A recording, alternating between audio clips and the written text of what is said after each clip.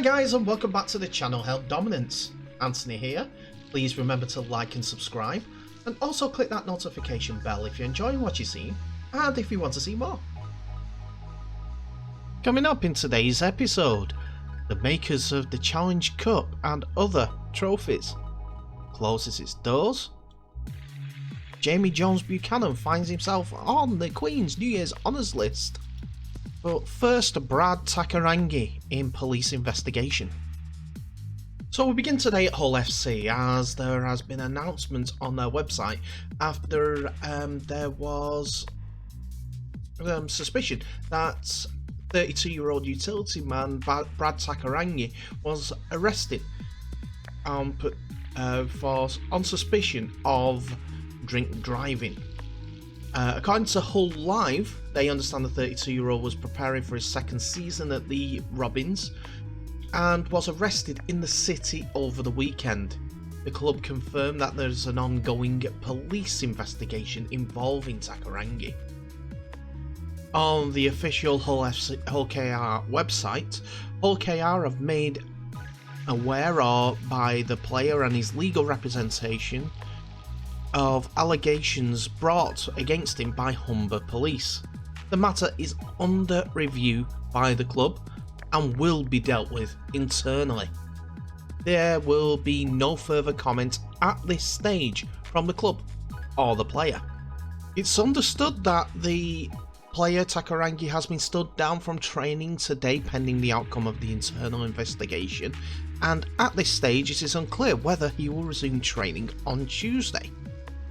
So it's an interesting part with one of the senior players that Hull KR have, as it is a player. It is seen that he is a player that is going to be a key player for them in the 2022 season, with his experience and know-how in the pack. Last season he made 19 appearances in his debut season for Hull KR and scored 2 tries, and is definitely a leader on the pitch with his experience and also his quality.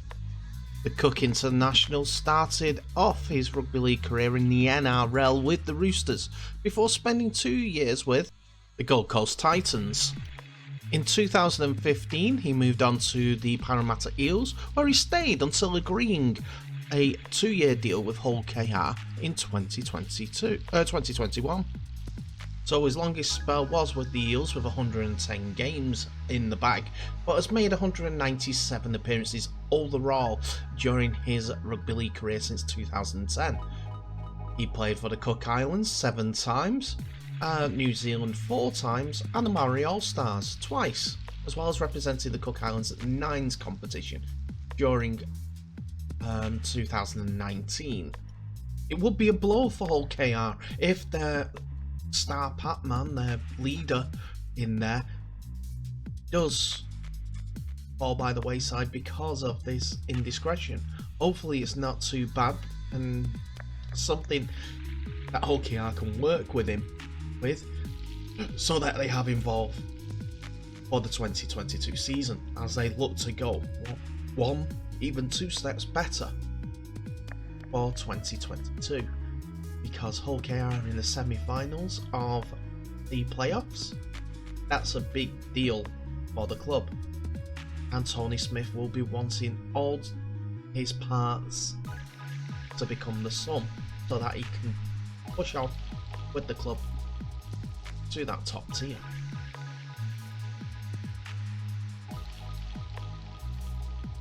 By his own admission, Jaime Jones-Buchanan is something of a medieval enthusiast when it comes to history and the way that we live back in the days. Indeed, on the day that before the news was announced that he had been awarded an MBE for his services to rugby league and the community, the former Leeds Rhinos forward was visiting Conwynford Castle, built in the 13th century by Edward I in North Wales. By that point, of course, Jones-Buchanan already knew he was to be honoured in such a way.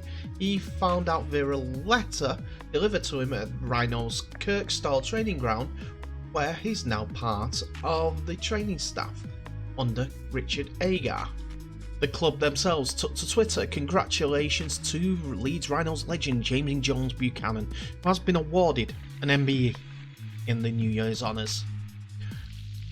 He will be, well, as it says, honours list part of it for his service to rugby league. As well as speaking of his pride at receiving such an honour, the 7-time Super League Grand Final winner could not help but reflect on how he viewed it through the lens of that period of history he has been fascinated by. It's a massive honour and I'm really proud, Jones-Buchanan said. Many times I've talked about how privileged I feel and how much gratitude I have got to go on that journey with an unbelievable group of individuals in a really special environment. On occasions, I've abstractly segued onto the idea of being a medieval romanticist and a big fan of Plantagenet's history. While that's not relevant in 2022 in terms of the personal accolades, that's as close as you're ever going to get. The excited young kid inside of me sees it like that. Jones-Buchanan is one of 3 people from the world of rugby league to be named in the 2022 New Year's Honours list, with TV personality and Warrington Wolves physical disability rugby league player Adam Hills awarded the OBE for services to Paralympic sport and disability awareness, and RFL Operations Director Emma Rosewarne awarded the MBE for services to rugby league.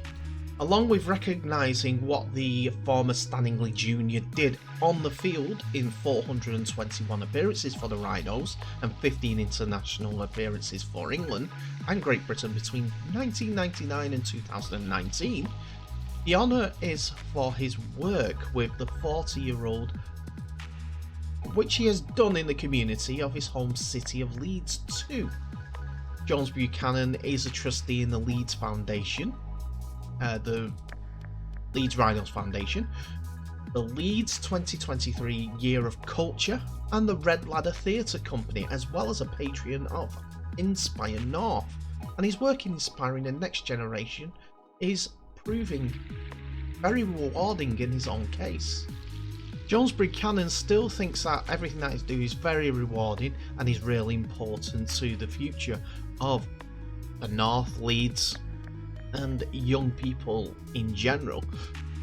And he said that he's still learning about it.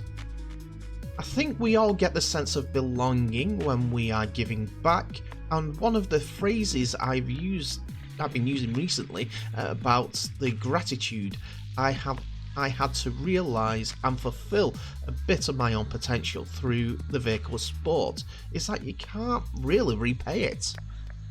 Grace is non-transactional, and I can't give back the people who have helped me on my journey, but I can pay it forward to the next generation of people to help them be the best person they can be and to be the best versions of themselves.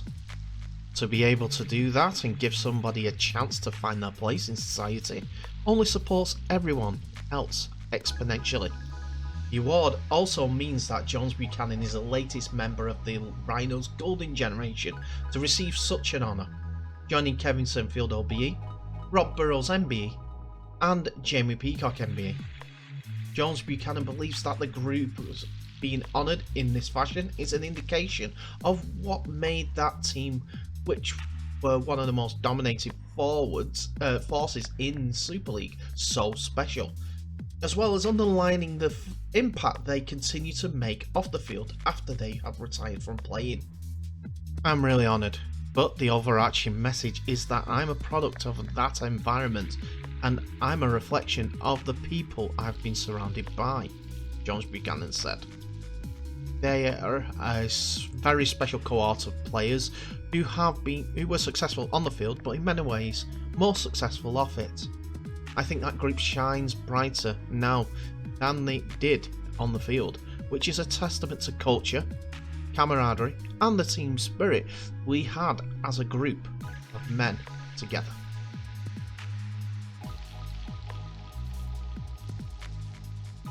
So we're going to look into the Challenge Cup again for another part of it, as it's a little bit of rugby league adjacent, because the family-run jewellers in Yorkshire who created the rugby league's famous trophy, the Challenge Cup trophy, which was inaugurated in 1896-97 season, are close to closing their last remaining shop.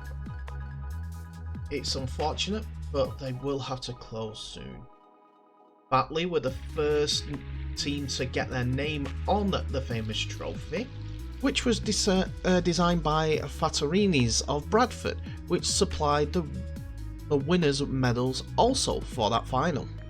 Batley defeated St Helens 10 points to 3 in the final at Headingley Leeds after coming through ties against Bramley, Brighouse Rangers, Widnes and Warrington, who were defeated 6-0 in the semi-final clash at Fartown, Huddersfield.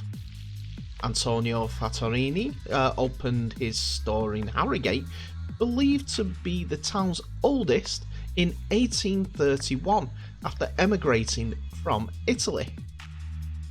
He and his sons began the company that's the now closed branch in Bradford in the 1850s, which became well known for production of sports trophies and mementos. One of his sons, Tony's, was involved with Manningham and represented the club when they became founder members of the Northern Union, later the Rugby Football League in 1895. Manningham were the game's first champions in 1895-96 season before switching to football, and then became Bradford City in 1903. Fraterni's also designed the version of the football's FA Cup trophy that was used in 1911 when Bradford City were the winners, and in 1991 when it was retired due to wear and tear. So not only did it have did the company have the prestige behind designing the Challenge Cup, they also designed the FA Cup and created and manufactured the soccer's biggest knockout tournament, which was seen all over the world and still is as the premier knockout competition, with Rugby League's premier competition trophy being designed before it. The Harrogate shop is due to close on Saturday, where current owner Anthony Tyndall, seen here, Antonio Fattorini's great-great-grandson, retires after 45 years behind the counter. The decision to close the store has been incredibly tough, he explained. It's undoubtedly the end of an era for Harrogate and for our family. I have loved my time in the business and I'm going to miss the customers, many of whom have been coming here into the store for many years to purchase special and sentimental pieces. Yes, this segment is just a little bit of sentimentality, but it's a company that designed the Challenge Cup trophy and also the FA Cup trophy, the big, well-recognised trophy in the world. So these two iconic trophies, their inception, their creation, their recognition around the world, the birthplace is now gone. I can understand the sentimentality of it. It's a bit sad. It's what happens in the world, unfortunately. But these trophies live on as a mark of those designs. Tell me what your thoughts are, and tell me what your best trophy memory is when it comes to rugby league or any sport. I'm going to show you mine in my 4-second blast in a minute.